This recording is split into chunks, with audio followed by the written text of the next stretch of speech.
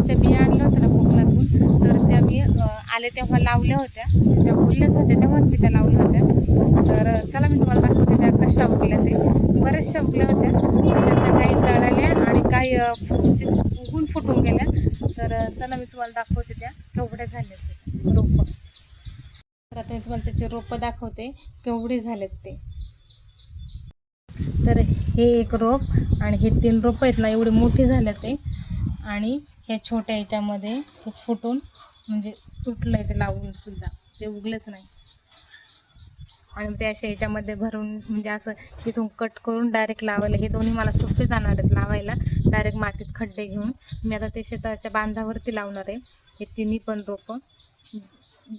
जेवढं येईल तेवढं येईल, बाकीचं बघू आता काय होतं ते. आणि याचं पण छोटासा कोंब आला, हे तुटून हे गेले आणि परत छोटासा कोंब आला याचा पण. आणि माझ्याकडून आहे ना एक हे करताना त्याचं एक कोंबच तुटून गेले त्याचं. बघू आता. आणि आता हे मी जेव्हा मला वेळ भेटेल ना, वेळ काढायला लागेल, भेटत तर नाही आता मला एवढं लावून द्यावं लागेल बांधावरती शेताच्या. 2 महिने ऑलमोस्ट पावसाचे झालेत, आता फक्त राहिले 2 महिने. तर मला आता लगेच लावायला लागणार आहे बांधावरती शेताच्या.